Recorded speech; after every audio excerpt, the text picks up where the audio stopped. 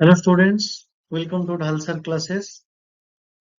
We are continuing with idea of Redcliffe Brown. Previous lecture हम लोगों ने discuss किया था सोशल स्ट्रक्चर को. So आज हम लोग सोशल फंक्शन जो रेडक्लिफ ब्राउन का वो डिस्कस करेंगे. What is the social function according to Radcliffe Brown, और इनकी जो सोशल फंक्शन की जो आइडियाज है Radcliffe Brown, he has borrowed this idea from Emile Durkheim. Emile Durkheim की जो कंसेप्ट था social function, it has a relationship with the needs of the social organism. तो उस जरूरत को फुलफिल करने के लिए एक स्ट्रक्चर की सर्वाइवल है, और उसमें मालिनोव्स्की भी यही बात कहते थे. बट इमाइल दुर्कheim एक सोशल इंस्टीट्यूशन को जब स्टडी करते हैं, that how the social institutions are survived in terms of the needs of the social organism. और इसी आइडिया को रेडक्लिफ ब्राउन बोरो करके सोशल स्ट्रक्चर की सर्वाइवल या एग्जिस्टेंस की बात करते हैं. That how the idea of needs is necessarily the conditions of the existence of the social structure है. और यहाँ पे जो सोशल फंक्शन, जो सामाजिक प्रकार्य की बात करते हैं रेडक्लिफ ब्राउन, वो कहते हैं जो भी ह्यूमन सोसाइटीज में जो भी सोशल स्ट्रक्चर एग्जिस्ट करता है, because of the functions attached to different organs. जैसे कि वो एग्जांपल ले सकते हैं, that animal must breathe, eat, create and reproduce.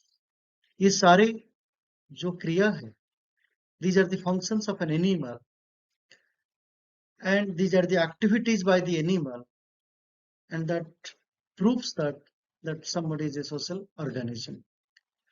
तो इसका मतलब जो सोशल फंक्शन है वो सोशल एग्जिस्टेंस की बात करता है. सोशल फंक्शन के माध्यम से रेडक्लिफ ब्राउन ये बताना चाहते हैं कि किसी भी सोशल स्ट्रक्चर को अगर एग्जिस्ट करना है तो उसकी नेसेसरी कंडीशंस को एग्जिस्टेंस होना भी जरूरी है. इसका मतलब directly not necessarily only the structure itself survives, rather the functions attached to the structure, it is also important to understand the survival of the structure. जितने भी एक्टिविटीज या इंटरेक्शंस होती है, जैसे ह्यूमन बीइंग या किसी भी लिविंग ऑर्गेनिज्म के साथ, टोटल बॉडी को सरवाइव करने के लिए उनकी रोल को इंपॉर्टेंट माना गया है.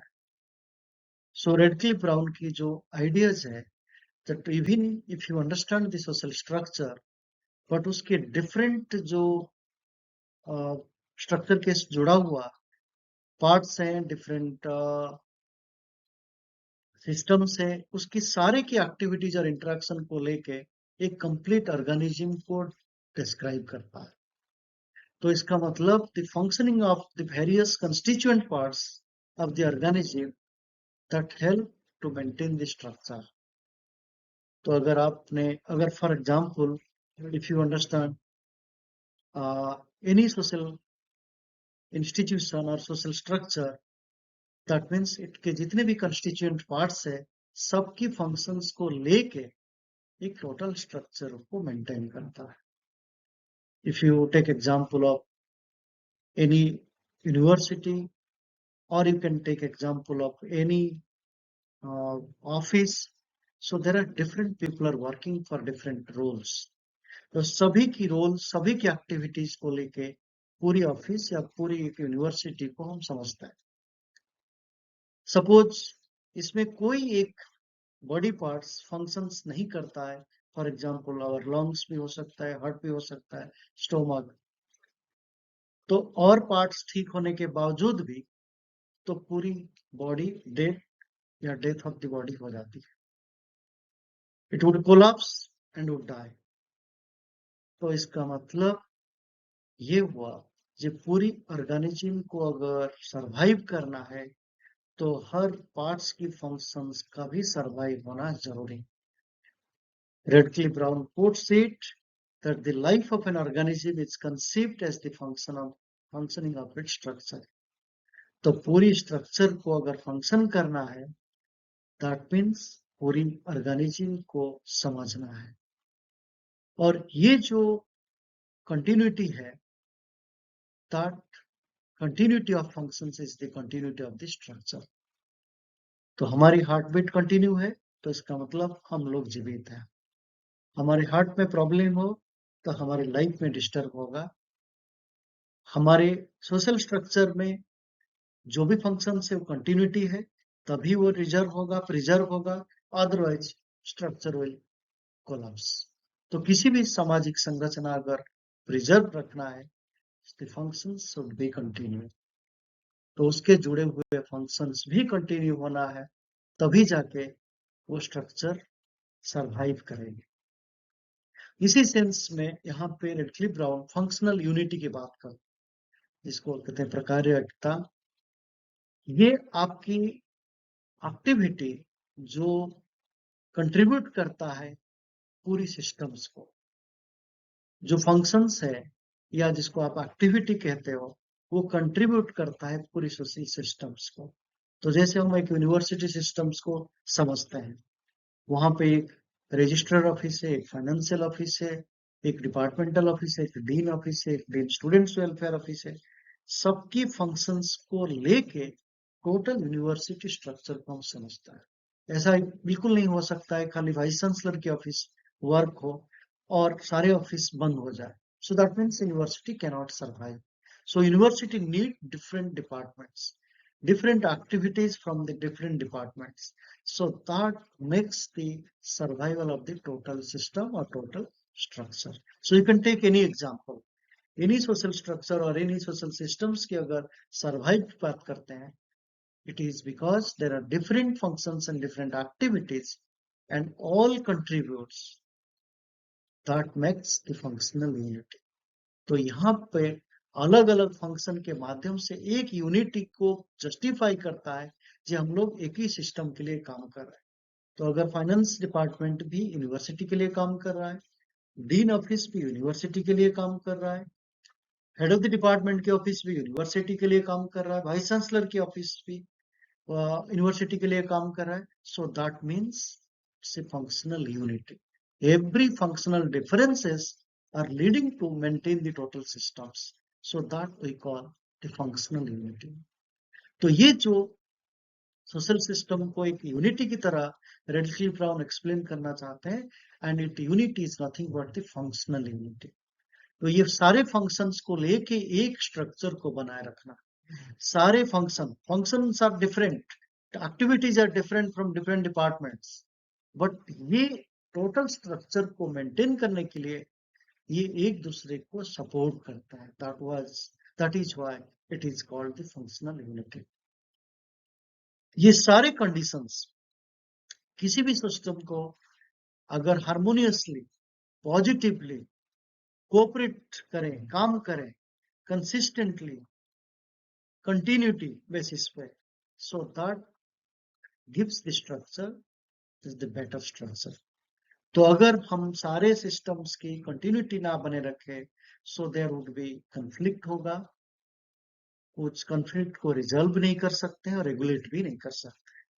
So that means it works, the social system works together because of the functional unit. अगर फाइनेंशियल डिपार्टमेंट, वाइस चांसलर के डिपार्टमेंट, वाइस चांसलर के office, registrar office, proctor office, सबकी अगर रोल एक दूसरे की सपोर्ट के लिए ना हो, so university cannot function। University will have different conflicts and that cannot be resolved।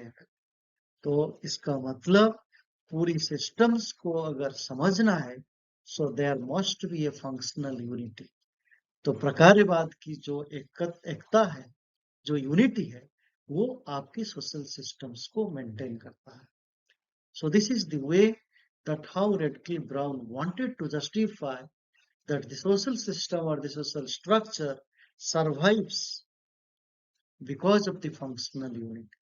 और यहाँ पे अगर functional unity ना हो, so there would be conflict there cannot be resolves of issues, there cannot be regulations to maintain that social systems.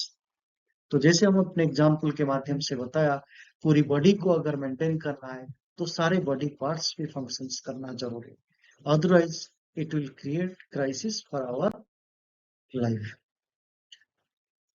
Another important concept given by Radcliffe Brown is about eunomia and dysnomia. Eunomia, जिसको आप positive, systematic, good order, social health की बात करें तो यहाँ पे जो social, अगर आप eunomia is about a social fact which is positive for the social systems, अगर आप रिलेट करते हो दुर्खाइम के आइडियाज को, that how eunomia of Radcliffe Brown can be related to the idea of Durkheim's. तो जहां पे कलेक्टिव कंसाइंस हो, जहां पे सिस्टमेटिक हो, जहां पे ऑर्डरली हो, जहां पे सोशल हेल्थ मेंटेन हो, तो ये यूनोमिया. So that means the idea of structural function related to Radcliffe Brown's, that how the social structure can be maintained in a positive way, systematic way, that we call eunomia, according to Radcliffe Brown. And just opposite, that becomes a dysnomia, जिसको आप दुर्खाइम के sense में pathological conditions कहते हैं. Disorder की बात करें, collective conscience या मोरल की ब्रेकडाउन की बात करें, जिसको आप कहते हैं इल हेल्थ की बात करते हैं, जिसको कहते हैं सोशल जो नेगेटिव कंडीशंस की बात करते हैं. So why Radcliffe Brown is giving importance to this concept? Because he is very much influenced to the idea of Durkheim's.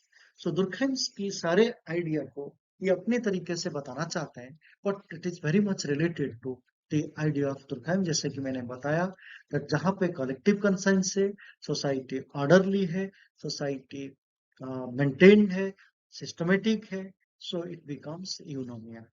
But when it is not maintained, when there is negative and there are crises, that becomes the disorder, और जिसको आप कहते हैं pathological conditions, negative conditions, and that is social ill health. Society को अगर Radcliffe brown की perspective में देखेंगे, जिस सोसाइटी इल और डाई आप एक एनिमल के साथ कंपेयर करेंगे, वो थोड़ी सी डिफरेंट तरीके से आपको समझ में आएगा. एनिमल्स जब अगर कोई इल होती है, ह्यूमन बीइंग या डाई होती है, there is a definite criteria to can objectify.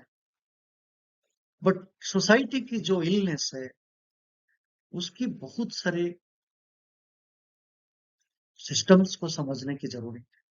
तो society ill means it has lot of things to understand, and इतना सब्जेक्टिविटी के साथ सोसाइटी जुड़ा हुआ, तो आपको बॉडी की जितना ऑब्जेक्टिव या साइंटिफिक तरीके से आप देख सकते हो, जे हार्ट फेल्यूर हुआ, हार्ट काम नहीं किया, ब्लड सप्लाई नहीं हुआ, ये जो साइंटिफिक तरीके से हील होना या डेथ होना एक organ, एक बॉडी की, बायोलॉजिकल बॉडी की, उसी तरह हम एग्जैक्टली एक समाज की इल हेल्थ या डेथ के बारे में नहीं बता सकता है, क्योंकि समाज इतना सब्जेक्टिविटी के साथ जुड़ा हुआ है.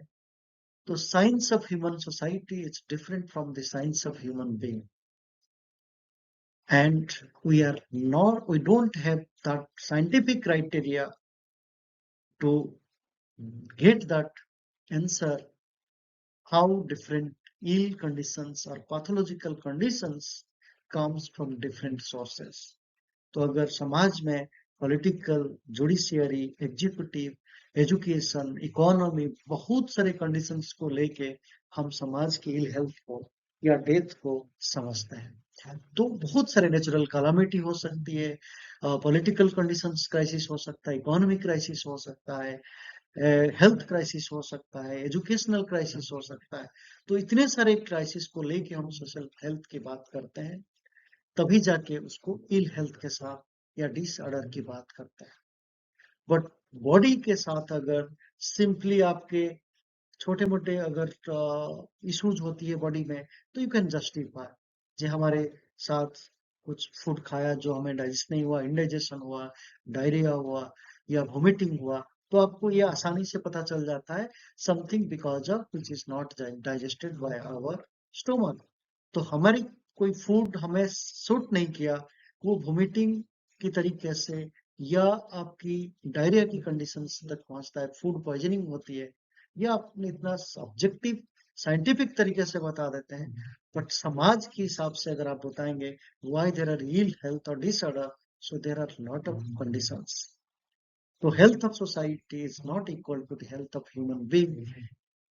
यदि वो हम लोग इसको डिस्कस किए जेट ह्यूमन बीइंग की health, human being as body, ये सारे चीज डिफरेंट ऑर्गन्स की फंक्शन से जुड़ा हुआ, बट यहाँ पे रेडक्लिफ ब्राउन ये भी कहते हैं दैट यहाँ पे ह्यूमन बीइंग के साथ जितना ऑब्जेक्टिफाई किया जा सकता है उसकी इलनेस को या डेथ को, इतना ऑब्जेक्टिफाई समाज को नहीं किया जा सकता। थैंक यू फॉर वॉचिंग ढलसर क्लासेस। Thank you.